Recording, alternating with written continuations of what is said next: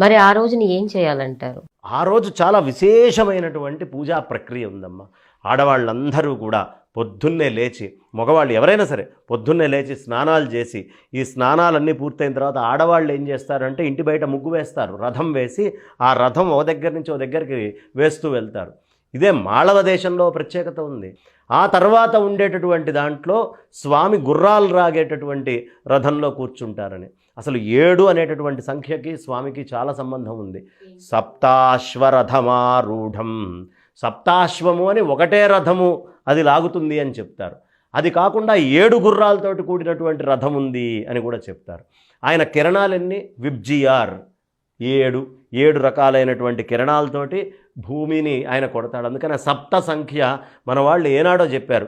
ఇప్పుడు violet, indigo చూసుకోండి, మనం blue, green, yellow, orange, red, VIBGYOR 7గా. అని మరి 7 సంఖ్య ముందు చెప్పింది ఎవరు? వేదాల్లో కాదా?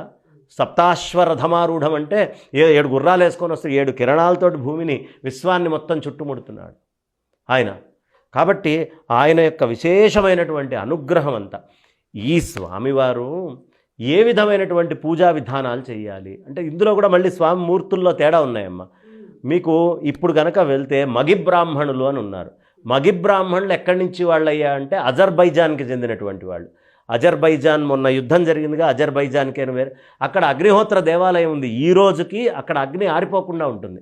ఎలా ఆరిపోకుండా అగ్ని ఉందని ఆ గుడిని ఎవరు పాడు చేయరు. ఇప్పటికి వెళ్ళి దండాలు పెట్టుకుంటూ ఉంటారు. నిత్యం అగ్నిహోత్రం చేస్తున్నట్టే ఉంటుంది అజర్బైజాన్లో. అందరూ తురుష్కులే, అంతా ముస్లిమ్సే.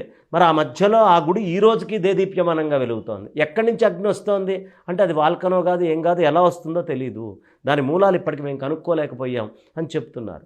కాబట్టి ఈ స్వామి యొక్క పూజ ఎక్కువ మగి బ్రాహ్మణులు చేసేవాళ్ళు. ఆ మగి బ్రాహ్మణులు సూర్యుడే సర్వస్వము అని సూర్యోపాసనని ప్రత్యేకంగా చేసేటటువంటి బ్రాహ్మణులు. కన్వర్షన్లో వాళ్ళందరూ వెళ్ళిపోయారు. అయితే దీనికి ఏమిటయ్యా గుర్తు అంటే కృష్ణుడి కొడుకైనటువంటి సాంబుడు ఒక సూర్యుడి దేవాలయాన్ని కట్టాడు. ఆ కట్టినటువంటి దేవాలయంలో ఇక్కడున్న పండితులు చేయడానికి అంగీకరించలేదు. అప్పుడు మగి దేశం నుంచి బ్రాహ్మణులను పిలిపించి, అంటే అజర్బైజాన్ ప్రాంతంలో ఉండే మగి బ్రాహ్మణుల్ని పిలిపించి వాళ్లతోటి ఇక్కడ పూజలు చేయించినట్టుగా సాంబుడి యొక్క కథలో కనిపిస్తుంది. కాబట్టి ఇలా రకరకాలుగా సూర్యోపాసన ఉంది. ఇందులో ఉత్తర మూర్తులు, దక్షిణమూర్తులు. దక్షిణాది మూర్తులకేమో యథాశాస్త్రీయంగా కలశాలు అంతా భక్తిపూర్వకంగా ఉండే సూర్యుడు. ఇదే మనం ఉత్తర ఆయనకి సంబంధించినటువంటి ప్రదేశానికి వెళ్తే ఆయనకి సూటు, బూటు, బ్రహ్మాండంగా సాక్సులు, షూజు. ఇప్పటికీ మీరు కోణార్క్ వెళ్తే మనకు కనిపిస్తుంది తూర్పు ప్రాంతం. ఈ ప్రత్యేకమైనటువంటి పండగని ఎవరైతే కోణార్కంలో చేసుకుంటారో, అలాగే కోణార్క్ కాకపోతే అరసవెల్లి ప్రాంతంలో చేసుకుంటారో, అలాగే మనకి ఇక్కడ నూజివీడి దగ్గర ఆకిరిపల్లిలో కూడా చాలా విశేషంగా ఈ సూర్యుడి యొక్క ఆరాధనను చేయటం అనేది సంప్రదాయంగా ఉండేది.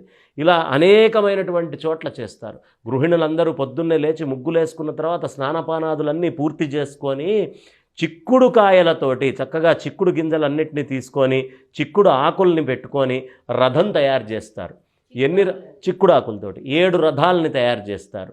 లేదు అట్లా ఆకులు పెట్టి ఆ 7 ఆకులు దాని మీద, ఆ రథాల మీద ఒక్కొక్క దాని మీద ఒక్కొక్క ఆకు పెట్టి దాని నిండా చక్కగా సూర్యుడి కిరణాలు వస్తూ ఉండగా ఆవు పేడ పిడకలతోటి ఆవు పాలను పెట్టి ఆవు నెయ్యి వేసి అద్భుతమైన బెల్లం వేసి సూర్యుడి కిరణాలు పడే దగ్గర కనుక వండి ఆ పొంగల్ని 7 చోట్ల పెట్టి అక్కడికక్కడ సూర్యనారాయణమూర్తికి ఎవరు నివేదన చేస్తారో, కొంతమందికి 7 ఉంది, కొంతమందికి 14 ఆకుల్లో పెట్టడం అనే సంప్రదాయం ఉంది, కొంతమందికి 21 ఆకుల్లో పెట్టడం అనే సంప్రదాయం ఉంది. ఏదైనా 7 సంఖ్యని గుణించడమే. 7, 7 2 14, 7 3 21. కాబట్టి ఈ సప్త సంఖ్యాకమైనటువంటి ఈ స్వామివారి యొక్క పూజ నివేదన చేసి అది ఎవరు తింటారో వాళ్ళు ఎలాంటి అనారోగ్యాలనైనా తట్టుకొని బాగా ఆరోగ్యంగా ఉంటారు అని చెప్తారు.